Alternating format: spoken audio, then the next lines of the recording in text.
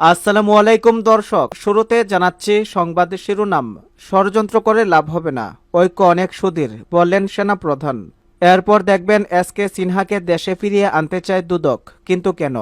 দর্শক, শুনছিলেন সংবাদ শিরোনাম, এবার জানবেন বিস্তারিত।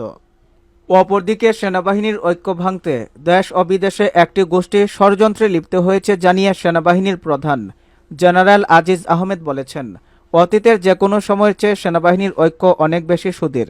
ষড়যন্ত্র করে কোনো লাভ হবে না।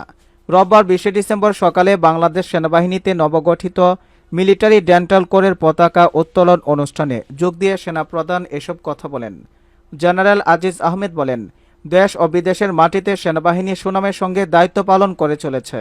সেনাবাহিনীর সুনাম ধ্বংস করতে যারা ষড়যন্ত্র করছে তাদের বিচারের মুখোমুখি করা হবে বলে জানান তিনি। সেনাপ্রধান জেনারেল আজিজ আহমেদ বলেন, কুচক্রী মহলের বোঝা উচিত বাংলাদেশ সেনাবাহিনী অতীতের চেয়ে অনেক বেশি পরিপক্ব, প্রশিক্ষিত এবং পেশাদার সেনাবাহিনী, যাদের এত প্রপাগান্ডা ও রিউমার ছড়িয়েও বিন্দুমাত্র বিভ্রান্তি সৃষ্টি করা সম্ভব হয়নি। আমি সবাইকে সব ধরনের প্রপাগান্ডা, রিউমান ও অপপ্রচারের বিরুদ্ধে সতর্ক থাকার নির্দেশ প্রদান করছে। 2017 সালে সরকার ঘোষিত ফোর্সের গোল 2030-এর অংশ হিসেবে 30টি মিলিটারি ডেন্টাল সেন্টার প্রতিষ্ঠার মাধ্যমে স্বতন্ত্র ডেন্টাল কোরের যাত্রা শুরু হয়। ঢাকা সেনানিবাসে এর পতাকা উত্তোলন অনুষ্ঠান হয়। এতে প্রধান অতিথি ছিলেন সেনাপ্রধান জেনারেল আজিজ আহমেদ। অন্যদিকে আন্তঃবাহিনী জনসংযোগ পরিদপ্তর এক সংবাদ বিজ্ঞপ্তিতে জানিয়েছে, সেনাবাহিনীর প্রধান অনুষ্ঠানস্থলে উপস্থিত হলে আর্মি ডেন্টাল কোরের একটি চৌকস দল কুচকাওয়াজ প্রদর্শন এবং প্রধান অতিথিকে সালাম প্রদান করে। পরে সেনাপ্রধান আনুষ্ঠানিকভাবে নবগঠিত মিলিটারি ডেন্টাল সেন্টার ঢাকা পতাকা উত্তোলন করেন। পতাকা উত্তোলন শেষে তিনি তার দিক নির্দেশনামূলক বক্তব্যের শুরুতে শ্রদ্ধার সঙ্গে স্মরণ করেন জাতির পিতা বঙ্গবন্ধু শেখ মুজিবুর রহমানকে, যার একক নেতৃত্বে সূচিত হয়েছিল আমাদের মহান স্বাধীনতা সংগ্রাম। একই সঙ্গে তিনি স্মরণ করেন 1971 সালের মুক্তিযুদ্ধে আত্মসমর্পণকারী সব বীর মুক্তিযোদ্ধাকে।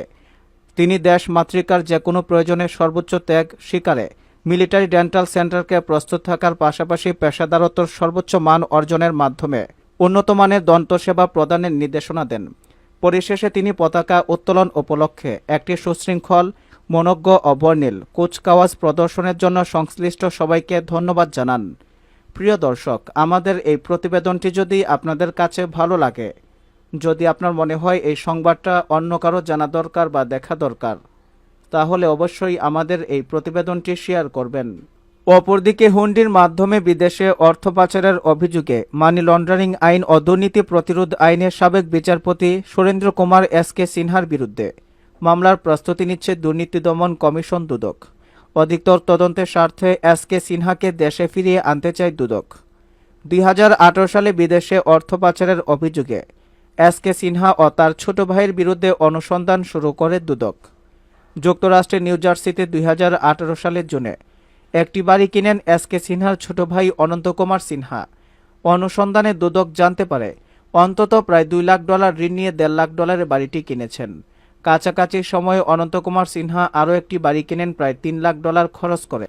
অন্যদিকে আরও জানা গেছে, 2018 সালের 11 এপ্রিল থেকে 20 জুন যুক্তরাষ্ট্রের নিউ জার্সির ভ্যালি ন্যাশনাল ব্যাংকে অনন্ত সিনহার অ্যাকাউন্টে জমা হয় প্রায় $2 লাখ।